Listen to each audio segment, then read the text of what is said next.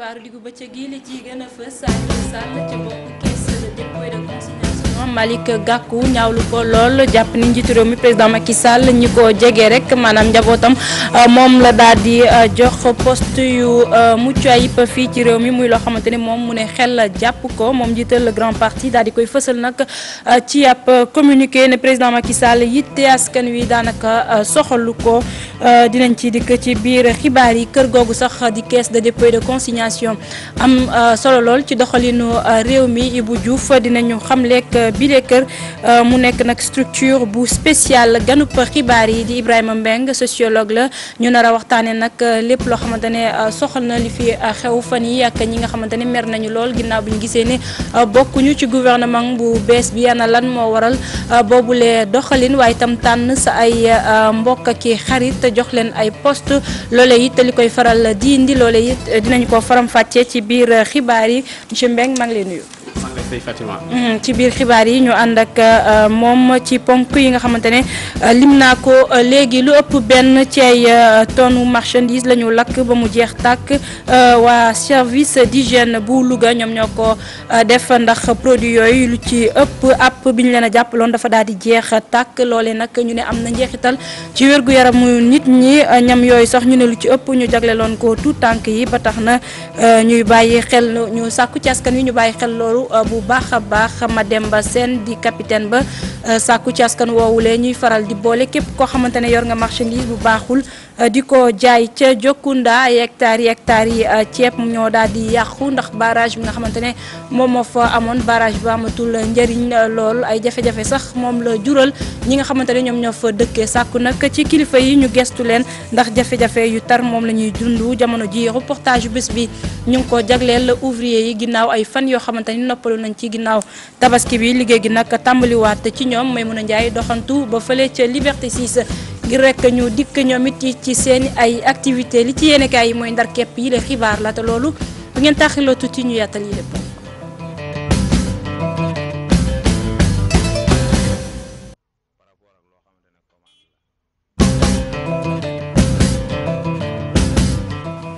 jaa ngeen jëf ci ànd beek Télé Futurs Médias ñu leen di dalal jàmm ci xibaaru diggu bëccëg gi doore kook lu soxal wàllu wér-gu-yaram ak benn tonne wala boog lu jege sax ñaar ci ay tonne marchandise boo xamante ne lakk nañ ko ba mu jeex tàkk fële ca Louga service d'hygiène ba moom moo ko amal ndax produit yooyu lu ci bëri ñu ne àpp bi ñu leen a jàppaloon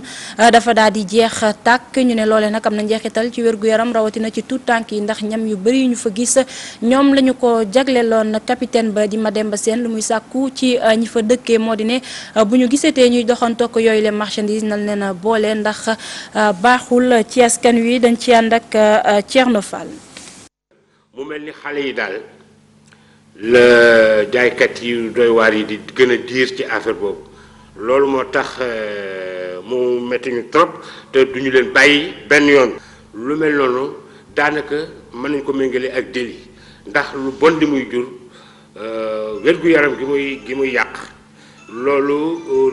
tax na ñun waa service d'hygiène ñu ngi xalaat bu baax nan lañu mën a fexe ba ñooñu nga xam ne ñooy jaay yu bon mu bañ a yem rek ci contravention simple police xam ne da ngay ñëw fayloo ko alamaan rek mu dellu yoon day yomb trop. incha allah service d'hygiène taxaw na tem pour lii moom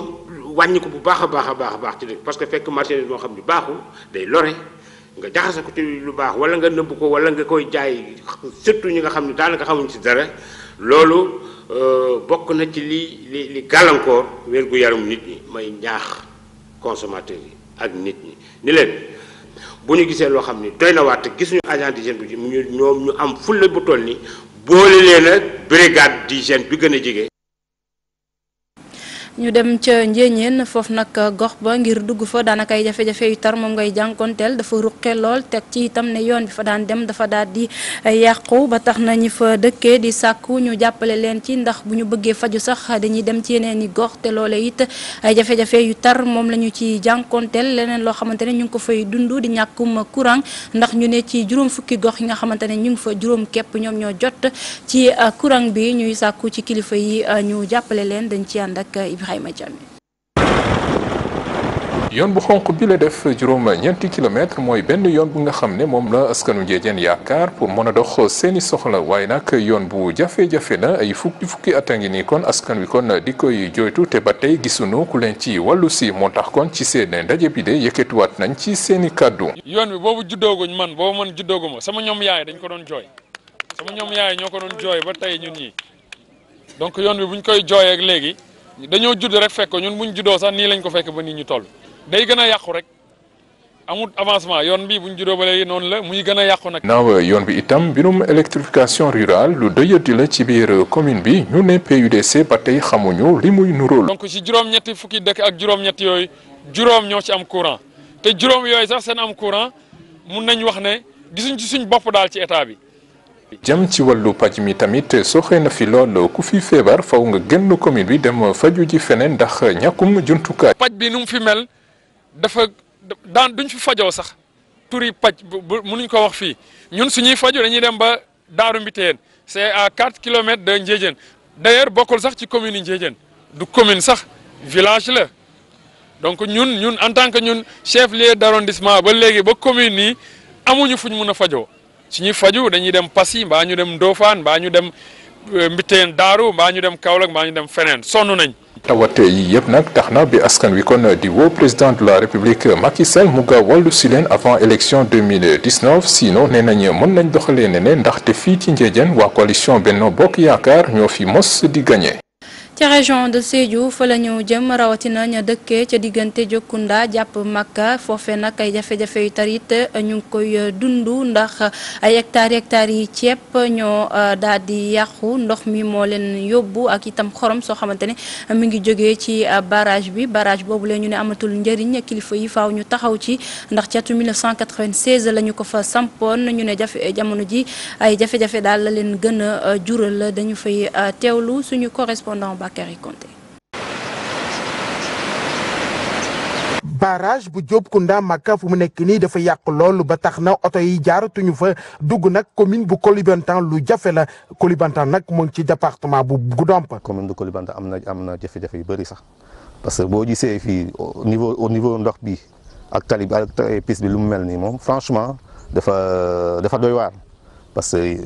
ñun jël nañu benn décision yoo xam ni. car yi duñu jàll fii bus yi duñu jàll moto yi rek ñoo jàll ak piétons yi noonu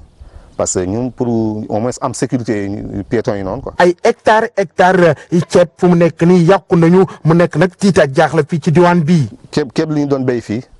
lépp yàqu heure bi parce que ndox am na niveau yoo xam ni dafa avancé trop franchement li ñu ñaan fii au moins ngiitu réew au moins mu jàpp commune Koulibantang ñu am piste parce que piste bii barrage bii Aliou Souane moo ko defar 96 la woon jamono 96 ba léegi franchement état amul benn accompagnement 2015 commune Koulibantang jël na décision def nañu accompagnement au moins def porte yi noonu dañuy jël chargement xeer après ñu def fii loolu tax heure bi mun nañ jàll mais bu ñu defoon loolu depuis 2015 piste bi yàqu na. président Macky Sall moom nag dafa promettoon di ne barrage bi dinañ ko réhabiliter. le président wax na ko à Sédhiou février 2015 nee na dina réhabiliter barrage Aliou Souane à coût de 600 millions mais l'état xam nga souvent du gaaw noonu quoi mais ñu ngi ñaan parce que man le 30 juillet passé président recevoir nañu audience ba le 30 juillet rappelé naa ko président ñun. am nañu jafe-jafe yu bëri commune Koulibantang. population yi di ne ñu ngi xaar thème gouvernement bi taxaw daal leen jàppale daal di sauver barrage boo xamante ne moo nekk fii ci diwaan bi ñu koy woowee barrage Cheikh Aliou Souane. askandu Ndindi ñoom mer ba futtu génn ci mbedd yi ngir wone seen naqar li ñu bëgg moo di ñu defaral leen yoon bi dox seen digganteeg Diourbel ndax ñu ne yoon ba baaxul ay accident yu bëri moom la ñu fay faral di nemmeeku ñu dem sax bay fàttali njiitu réew mi président Macky Sall diggé gi nga xamante ne defoon na leen ko ci atum 2012 ñu ne nag jot na mu daal di sàmmonteeg googule diggé kenn ci ñoom di Sam Diop yëkkati na ci ay kàddu dénk ko Mohamed Jo Diop Talassane. tali bi lañ bëgg depuis 1968 ba léegi ñu ngi joytu tali bi nëgën si daaw lañ def sorti fii ñaxtu pour ñu guddureel ñu diggante Ndindi ak Daaru Musti ak Ndindi ak Diourbel parce que le président Macky Sall moo fi ñëwoon bi muy ñaan réew mi mu wax ne bu ma faloo dinaa leen talil Ndindi ak Njaareem ak Ndindi ak Daaru Musti depuis lors nag ñoo ngi koy ñaxtu di ko xaar boobu ba léegi mandat baa ngi bëgg a jeex te amuñu tali te sunu morom yëpp am nañ ay tali te vraiment Ndindi mérité na mu am ab tali buñ goudronné ndax accident yi bari na at mu jot li muy rey ci doomu Ndindi dafa bëri vraiment loolu moo tax ñu bëgg président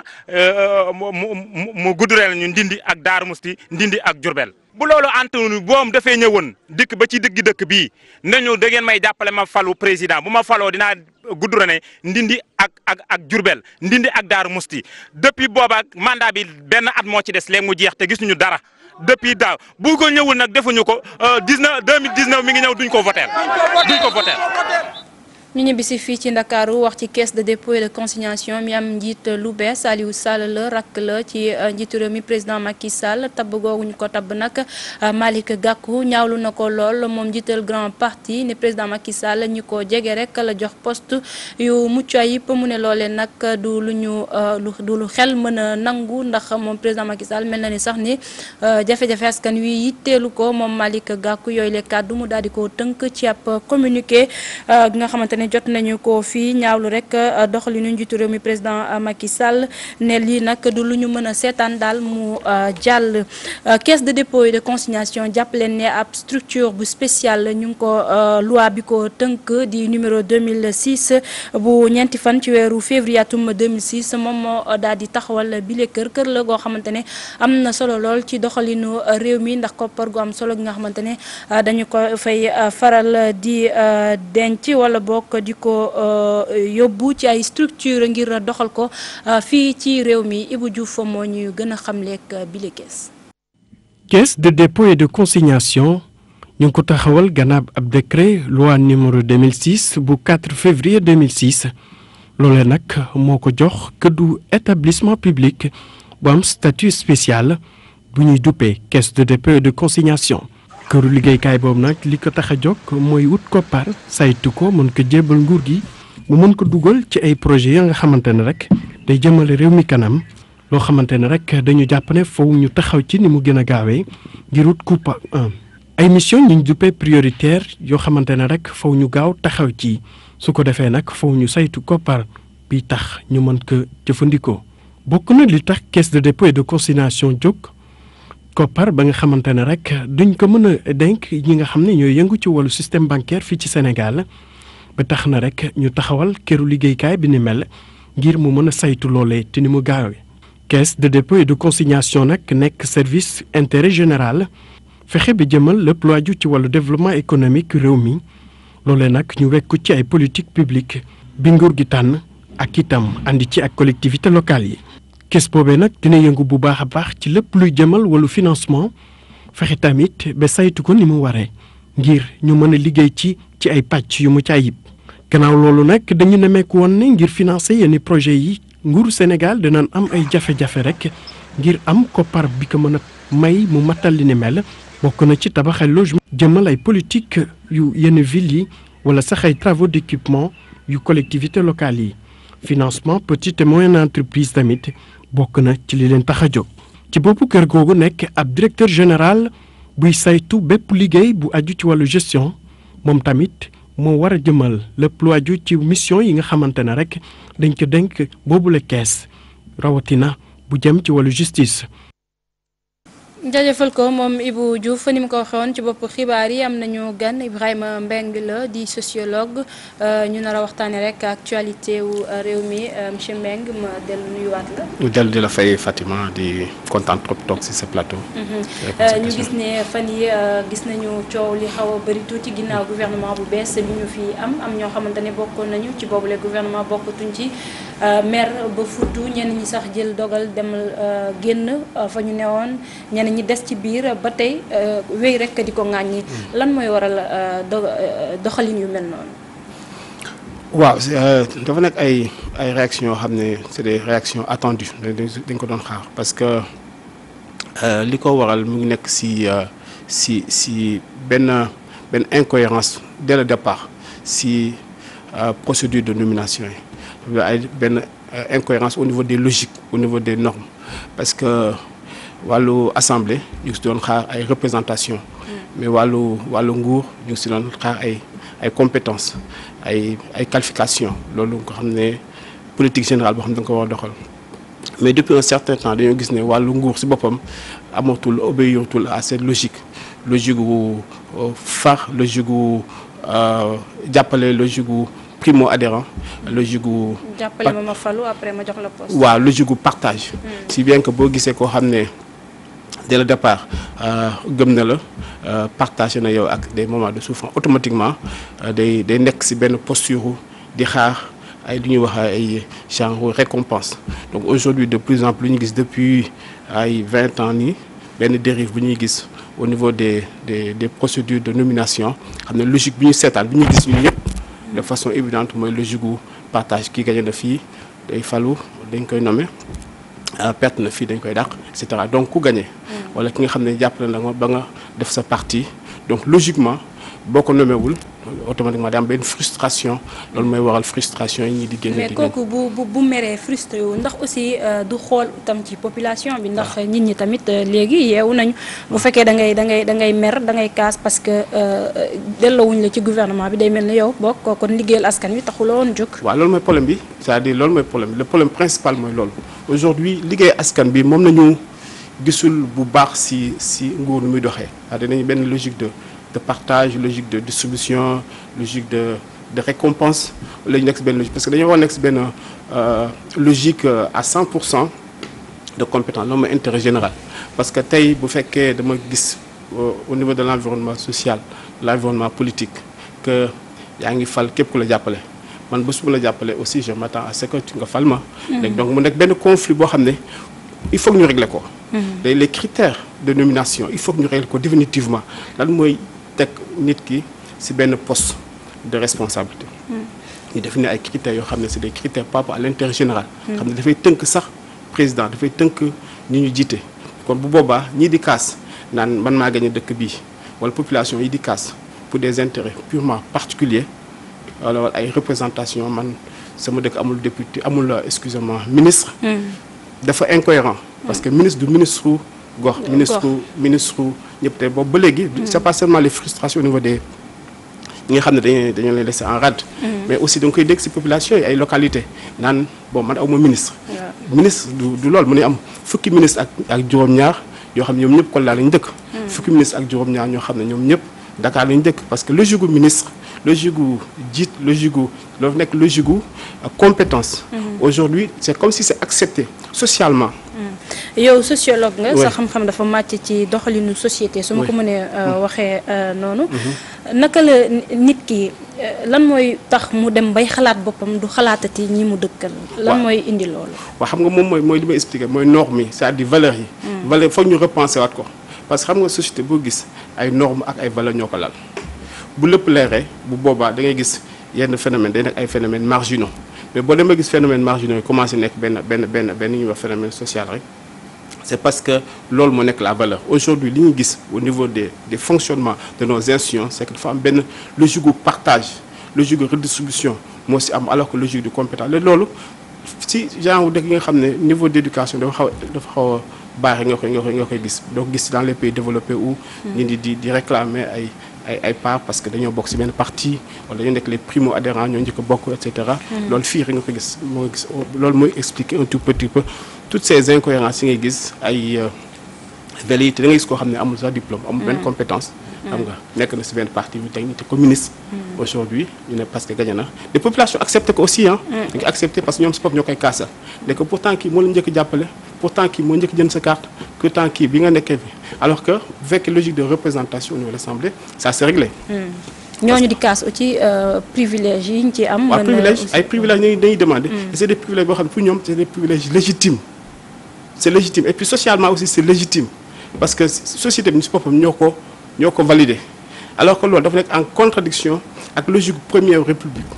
donc boo importer benn système boo xam ne nii lay fonctionner nga adapté ko ak benn valeur yoo xam ne dafa nekk en contradiction parce que valeur yi nekk en contradiction mooy valeur de partage mooy par exemple nguur borom réew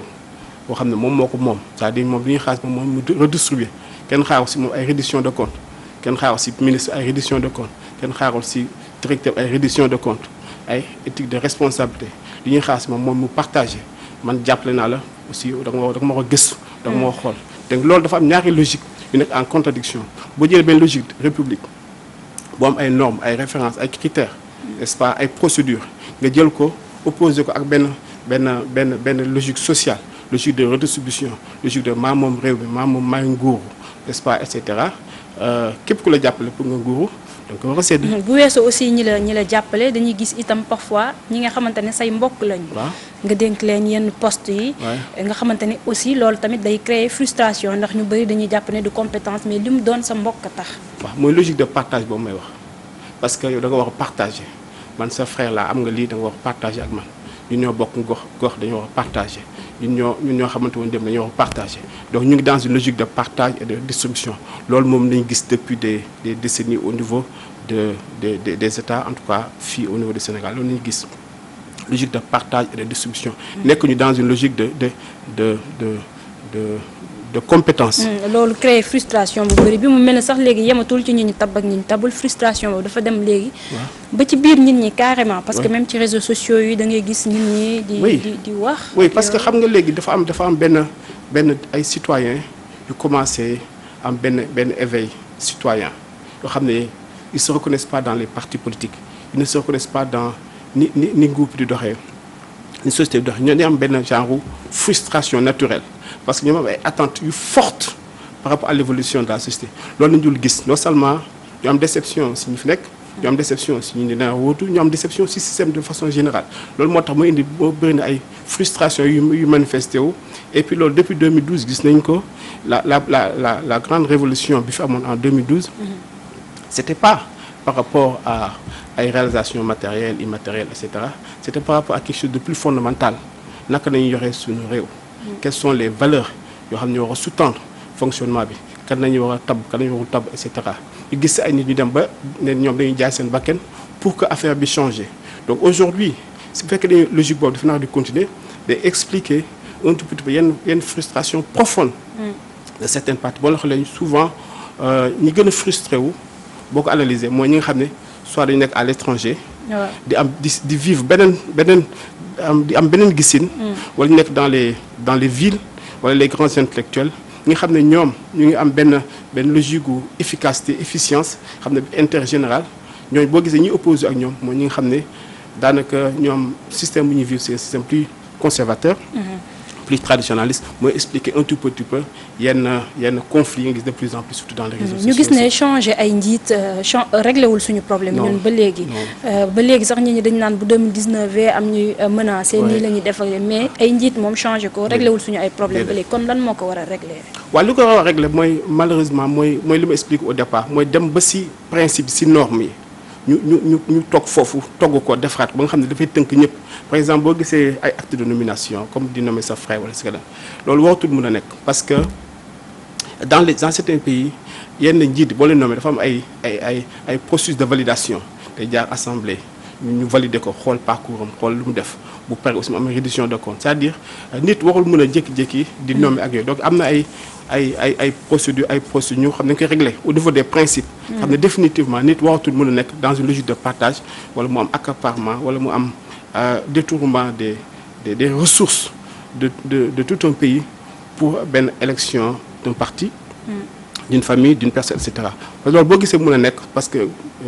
ñuy wax nguur borom réew jiit c'est-à-dire conception yooyu moom moo posé problème donc dañuy delluwaat ci ginnaaw dem ci fond bi. régler question principe yëpp question norme yëpp régler ko ba nga xam ne nit ki Fatima tey bu ñu ko nommé woon présidente am na loo xam ne ba dañ koy tënk du nommé benn ministre par rapport ak gox. wala par rapport dañ ko jàppale. wala par rapport ak xeet wala ethnie wala koo xam ne dafa adhéré pour la première fois ci sa parti dañ koy fal parce que dañuy gis ne kii ci poste yëpp moom moo ci gën a compétent bi ñu koy dàq aussi dañ koy dàq par rapport à ses résultats ci département mais pas parce que dafa perdre ay élections. wala parce que dafa gagné ay élections. wala parce que dafa la jàppale. wala parce que dafa lay wax bu neex et cetera donc le problème il est profond. parce que waruñu ko régler nii. non waruñu ko banaliser parce que c'est quelque chose de très sérieux. boo amee des conflits à ce niveau-là par exemple yow nga bàyyi ce ministère pendant 2 mois dem def élection entre guillemets avec l'argent du contribuable. ay élection yoo xam ne jàpp nañ ni lu bëri doxul ci biir. même bu doxoon sax même bu jaaroon yoon c'est-à-dire aujourd'hui dafa mel comme Fatima nga nekk fii journaliste suba ñu war def promotion ñu ne Fatima génn na fii bale na mbedd bi et cetera dafa am contradiction aujourd'hui la promotion de Fatima doit dépendre de ses résultats en tant que journaliste mais non pas parce que bale na mbedd wala fomp na et cetera donc contradiction boobu ñu am au plus haut niveau on voit des ministres yu tëj seen ministère yëpp n'est-ce pas des directeurs yu tëj seen direction yëpp def campagne politique avec l'argent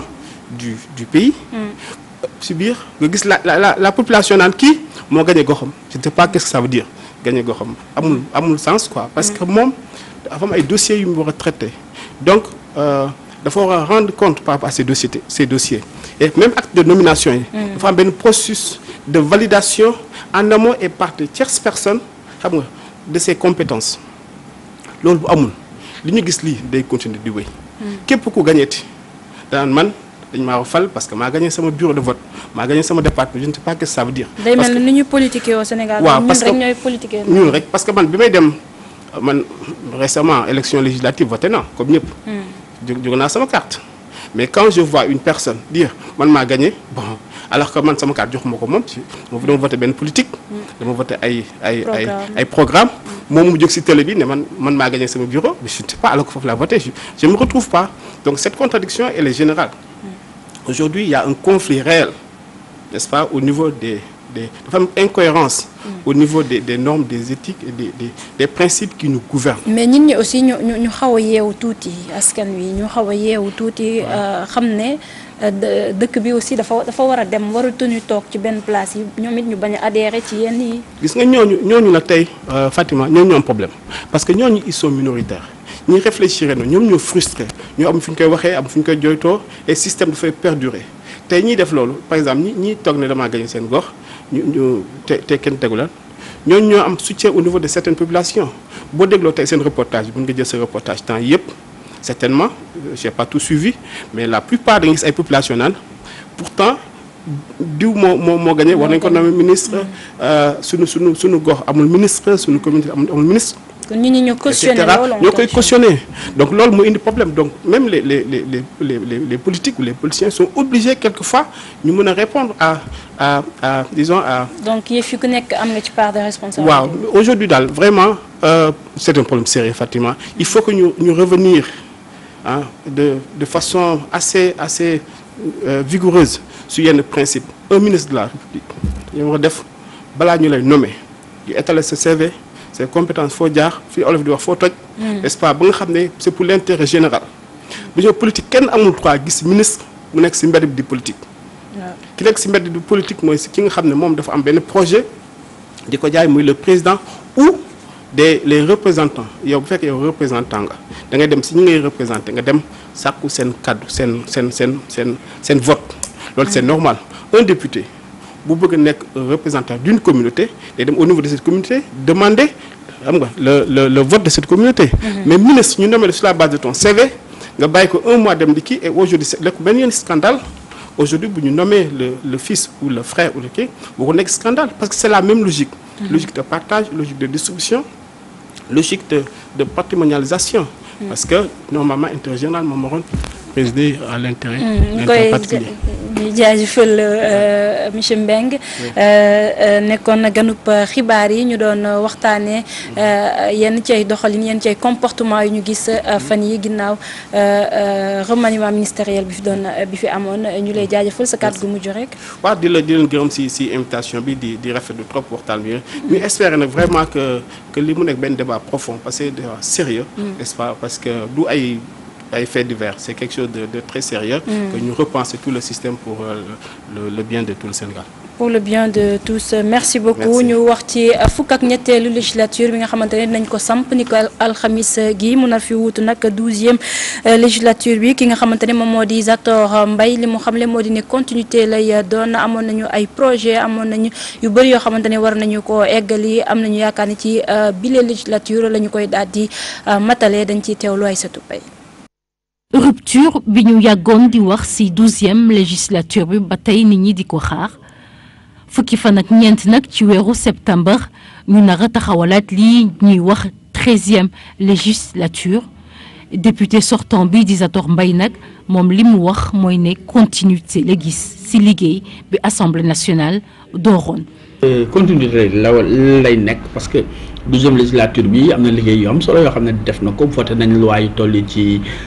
téeméer ak juróom-benn fukki loi ci juróomi at am na aussi ay jéego yu am solo yoo xam ne def nañ ko juróom-ñetti kàllaama léegi mën nga ko làkk ci assemblée nationale. beaucoup d'autres chantiers yu nga xam ne tàmbali nañ ko comme bu ci demee ni réforme règlement intérieur bi muy charte bi nga xam ne mooy doxal assemblée nationale bi donc dama jàpp ne 13e bi dina continuer chantier yooyu. attentes yi bëri mbébét yi tamit li mu xamle nag mooy exécutif ak législatif ñaari entité yoo xamante ne dañuy jàppalante ci liggéey bi. exécutif ak législatif dañu war a am ay relation jàppalante dimbalante ci wàllu liggéey du ay relation wujjee du ay relation xiiroo ngaayoo ndax assemblée nationale du tabax hôpital du xadd tali du gas teen du faj waaye gouvernement bi mooy def loolu mais gouvernement bi tam sañul def loolu te jaarul ci assemblée nationale kon ñaanti ñooñu ala kulli alin dañu war a mën a ànd. li jëm nag ci Abdoulaye Wade Zator Mbaye wax si li mu gis nag mooy ne nii rek la Abdoulaye Wade mën na doxalee. jàpp naa ne loolu lañu doon xaar ci moom quand même en tant que président de la république mu daal di ne man kat bii moom maa ngi ciy yeeweeku ndax mag laa et puis nekk naa président de la république du ma ñëw di xëccoo ay poste député mais li ma si gën a neex mooy xale moo koy remplacer donc dana yokk li mu xale yi ci assemblée et je crois que loolu nekk na lu am solo. ci ay fan yu néew nag membre 13e législature bi nag nara door seen liggéey mbébét yi bëri li population yi di xaar bëri lool lu ci mel ne rupture bi nga xamante ne ñu dem ca département bu Oussouye foofee nag soxna yi ñoom ñu ngi sàkku ci gouvernement bu bees bi mu fexe ba indi leen ay financement ndax ñoom it bëgg nañu liggéey ñu ne nag dafa mel ni sax ñoom dañ leen a beddi ndax financement yi dañu koy dégg rek bi yoon nag am nañu yaakaar mu yegsi ci ñoom loolee nag ñu ngi ko xamle ci ab conférence bu ñu doon amal foofule ca Oussouye ay cadre yu APR doon ko amal dañ ciy teewlu suñu correspondant Boubacar Diassi. gannaaw bu ñu amee ndam ba noppi ci élection législative yi te chef de l'état Macky Sall tabb gouvernement bi ay responsable yu parti APR yu féetee ca département bu Oussouye ne waxtu bi jot na ñu daal di leen gestu rawatina lu aju ci financement jigéen ñi jigéen ñooñu sax ñoo yëkkati seen i kaddu. jigéen ñi ñun jigéen ñi gisaguñu suñu bopp ci depuis Macky Sall bu mu toogee ba léegi gisaguñu foofu suñu bopp ndax financement yi amul financement yi doxul jigéen ñi doxaluñu leen dara. te fu mu ne nii jigéen yi ñoo yoree département bi ñu bàyyi xel ci ñoo xam ne jànguñu. responsable politique yi jege député Aimé Sambou taamu seen jënal ak taskat xibaar yi ngir fàttali kii di seen jiitu part. kii moom bokk na ci gouvernement bu bees bi di Abdoul Ndéné Sall ñu dénk ko lépp lu soxal réseau ferroviaire bi li mu xamle nag moo di ne dina def kéem kattanam ba axe diggante Dakar ak Tambacounda liggéey bi daal di mot lu ëpp junni ci ay milliards junni ak juróomi téeméer ci ay milliards mu ne dinañu ko jagleel chemin de fer bi mu rafetlu bu baax a baax qualité gi ñu teg ci kawam ba dénk ko bile poste dañ ci ànd ak suñu correspondant. suñu ay correspondant Cheikh Anta Diop Seylatir ministre délégué mi nga xamante ne moom la ñu jox lépp loo xam ne jëm na ci wàllu raay bi moom nag fas yéene ne taxaw suqali raay bi bu baax Abdou Ndéné Sall nag nee na fi ñu koy dooree mooy jàppale PSE suqali xàll wi jóge Ndakaaru dem ba Tambacounda. projet bi ñu njëkk a am mooy Dakar Tamba écartement standard deuxième projet bi mooy TER troisième projet bi mooy jëlee train bi Tamba yóbbu ko peut-être ba Mali. yeneen projet di ñëw bu fekkee ni fer bi relancé nañ ko il faut ñu jóge Tamba defaat beneen chemin de fer mu dem Kédougou loolu yëpp nag raay standard bu bees moo ko attan te lu bees loolu moom le président wax ni que technologie bi fi nekkoon muy métrique yàgg fi trop centenaire moom day ñëw comme moom day moderniser loolu mu def écartement rek standard yi nga xam ne moom moo am ci dëkk yëpp boo ko defee ñu am ay train yi nga xam ni c'est confortable c'est sécuritaire c'est capacitaire et c'est régulier. moom sax nee na financement bi nga xamante ni jëm na ci saxaar gu yees raay yu yees tàq muy train à grand écartement nee na de projet boobu daanaka taxaw na ñu ngi nag ubbi ngir nag kiy gagné marché bi. actuellement projet yooyu yëpp train TER bi commencé na Dakar Tamba ñu ngi ci bëgg nañu commencer avant fin de l'année pour notre réseau intérieur maintenant réseau extérieur bi Dakar Bamako aussi ñu ngi ciy waxtaan objectif bi ci président am mooy 2 millions de voyageurs et 6 millions de tonnes transportées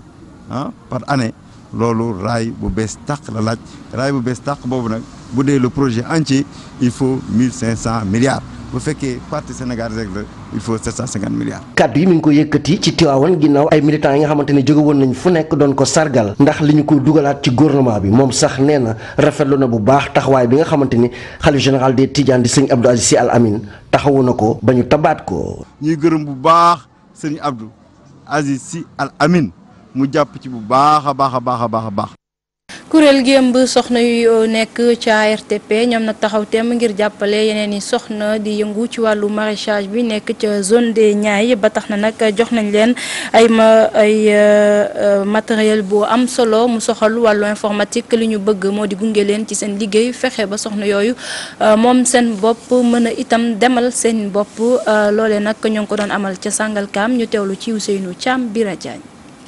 solidarité numérique ngir fexe ba ñii di jigéen ñi demal seen bopp loolu nag di gis-gis bu tukkee ci ñii di amicale yu bokk ci lii di agence de régulation des télécommunications et des postes muy ARTP ñoom nag dañoo jox ñii di jigéen ñi yëngu ci wàllu mbéy nekk fële ci zone des Niayes nag ab salle multimédia ngir ñu gën a mën a wéyal seeni activité ñun nag waa AFAP dañ ne naka nañuy def pour gunge suñu moromu jigéen ñi bokk na si ñaar yu ñu sasoo mooy di leen defal formation beneen bi mooy di fexe ni ñu jotee ci jumtukaay yu xarale yu bees yii nii. donc tey contentement la ñu taxaw fii tey di jël jumtukaay yooyu di ko teg seeni loxo. gannaaw bu mu ñëwoon présider lii di cérémonie remise de matériel informatique boobu kii di directeur bu ARTP jàpp ne ñii di jigéenu agence am nag ñi ngi ci fréquence bu baax bi. di wax waa ARTP ils sont sur la bonne fréquence donc fréquence boobu bu ñu ko bàyyi. foofu mooy fréquence bu baax bi jàppale seeni moroomu jigéen yi mooy seeni cër mooy seen wareef. mu doon dimbal loo xam ne li ñii di jigéen ñi yëngu ci wàllu mbéy nag nekk ci zone de Niayes bi jàpp ne dina gën a yaxanal seen capacité jëm ci wàllu production. mais de renforcer notre capacité et notre visibilité et notre travail. wàllam nag kii di sous-préfet bu arrondissement bu Sangalkam di ñaan yooyu jigéen bénéficiaire nag ñu dalloo bu baax boobu matériel nag toppatoo ko ngir mu jëm ci seen wàllu liggéey.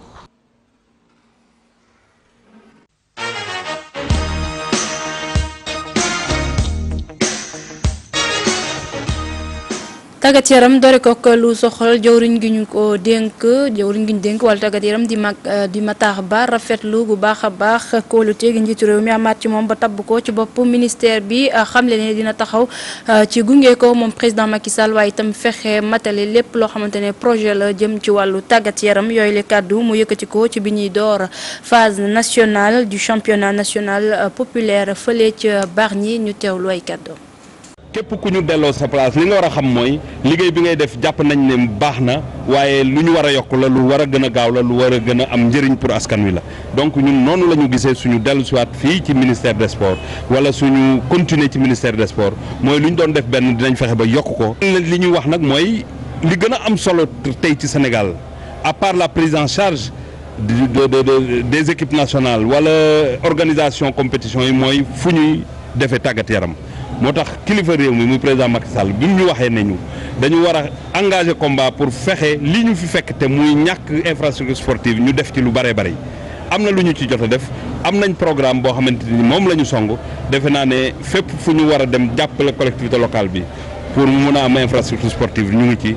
Sénégal nekk champion du monde ci wàllu roller Awa Baldé ak Dame Fall nekk ay doomi Sénégal yi leen teewaloon ca Chine ñibbisi ak nara ñibbisi ci ay raaya yu gën a kawe ginnaaw taxawaay gu mucc ayib gi ñu fa amal foofee ca Chine àllarba gi nag la ñuy ñibbisi fii ci Sénégal ñuy xaar nag mbooloo mu takku ca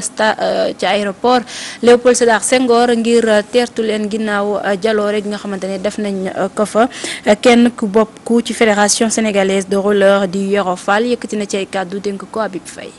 national Sénégal dafa dem Chine représenté Sénégal ministère bi gunge ñu ànd ak ñoom dem ba Chine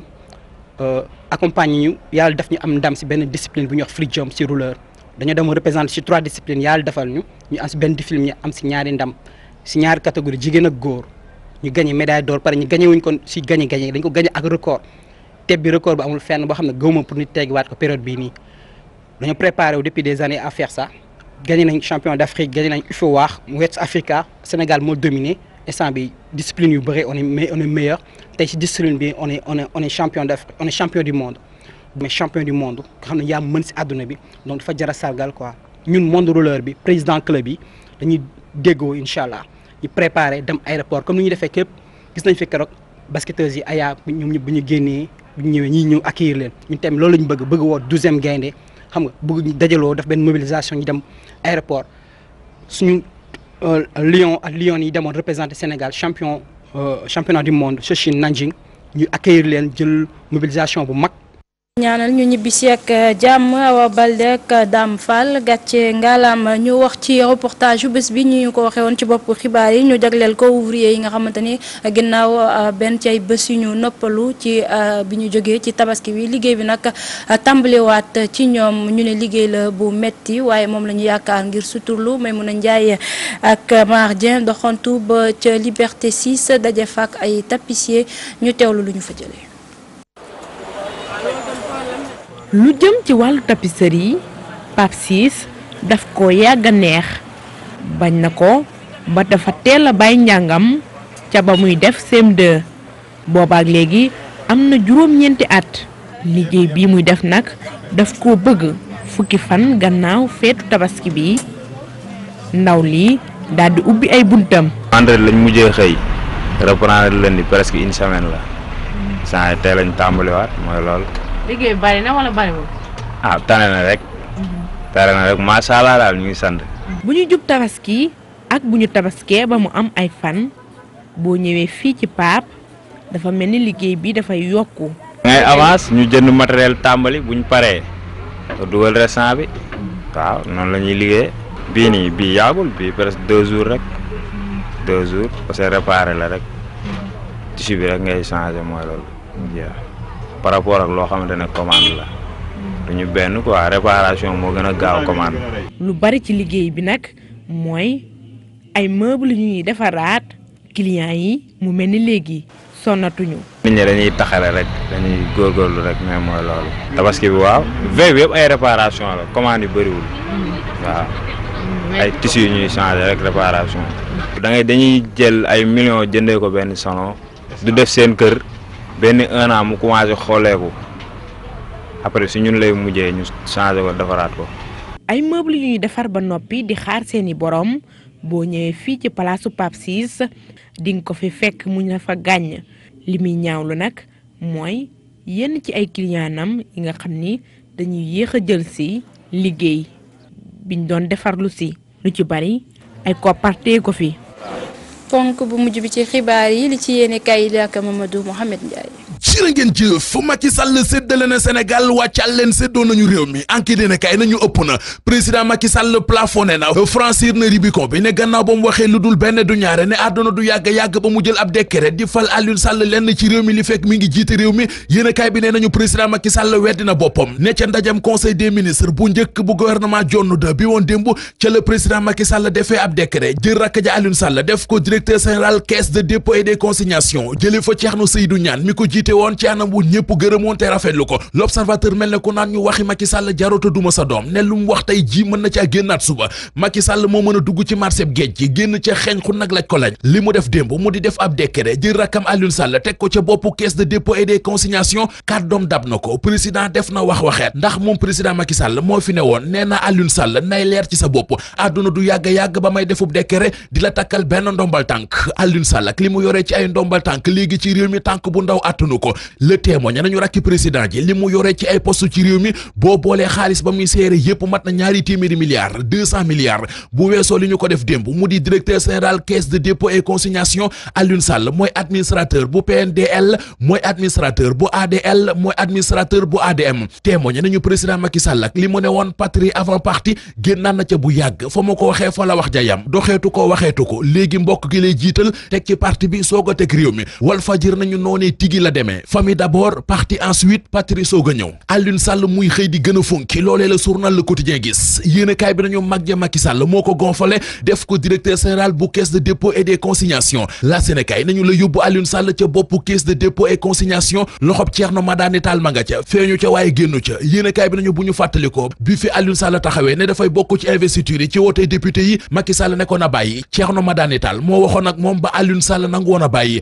googee mu bàyyi woon waxi député waxi assemblée nationale moo waral tey ji président Macky Sall jox ko lii Vox Populi nañu jox na ko lëf lu rëy sax ndax caisse de dépôt et consignation du lu ndaw xaalis bu dul jeex moo fa am yeneen i pal yu am démb ca ndajam conseil des ministres Vox Populi nañu bokk na ci Aboubacar Sadikh Bèye ma jiite woon agence nationale statistique démographie léegi moom la ñu fal njiital port autonome de Dakar mu dem fa wuuti ji Cheikh Kanté Soleil national nañu Aboubacar Sadikh Bèye mi ñu dénk port autonome de Dakar ingénieur la ab statisticien la ab économiste la Sénégal ne ko were américain doomu Ndar la it États-Unis la jàngee jot naa liggéey it ca ambassade du Sénégal ba ca Washington kooke moo mujj tey jii ca portum Dakaru que mu fa wuutu di docteur Cheikh Kanté moom la journal Direct Info xëy jagleel xëtamu njëkk kóllëre ak njàmbaaram yéenekaay bi ne nañu moo waral président Macky Sall jëlee ko ca port autonome de Dakar def ko ministre dénk ko suivi plan Sénégal émergent liggéeykat la un homme de terrain et d'action lise ko mel ne ku naan ñu bu ko mënee rek dana wóor Cheikh Kanté ma ñu xamoon Cheikh Kanté ma jiite woon port Cheikh Kanté mi nga xam ne boo ko mosoon ne Cheikh Kanté nga sant rek